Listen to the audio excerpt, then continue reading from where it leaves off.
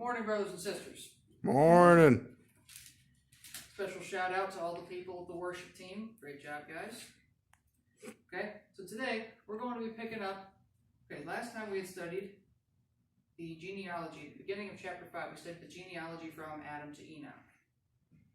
So we're going to pick up where we left off. We left off here at chapter 5, verse 21. We're going to start off at verse 21, where it says, Enoch lived 65 years and begat Methuselah. After he begat Methuselah, Enoch walked with God 300 years and had sons and daughters.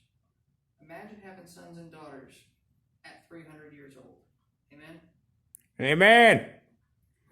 So all the days of Enoch were 365 years. Imagine living 365 years. And Enoch walked with God, and he was not, for God took him. Now, let me just preface that by saying this. That means that Enoch, well, first off, there's very little mention of Enoch in the scriptures. These are really the only 4 verses that actually go into any detail about him, besides a few other ones in the beginning of this chapter. So really there's not a whole lot to go off of. And a few other mentions of him briefly in the other scriptures. So, but there was a few books. There are 3 books that are ascribed to Enoch, that were said to have been written by Enoch. We can only really prove the first 2. So, there's a book. This brings us into the book of Enoch. Alright? Enoch lived 300, okay, it says, Enoch walked with God and he was not, for God took him. That means he was one of the, now does anybody remember who the other man was in the Bible who was so faithful that God took him without him dying too? Do you remember? Yes.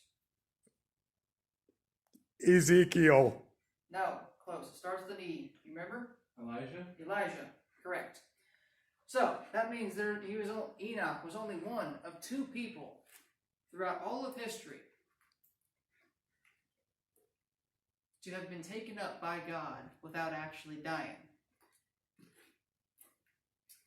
So, Enoch was a very faithful man, and he wrote the first 2 books of Enoch. If you read these books, which I will have nobody in my congregation reading them books. If you read those books, however, you will find there are no errors in these books. These books are pretty sound altogether. But if anybody, and I mean anybody, reads these books, I will have nobody in my congregation reading them books. Anybody who reads them books is a wicked sinner and is going to hell. Do you mean to challenge?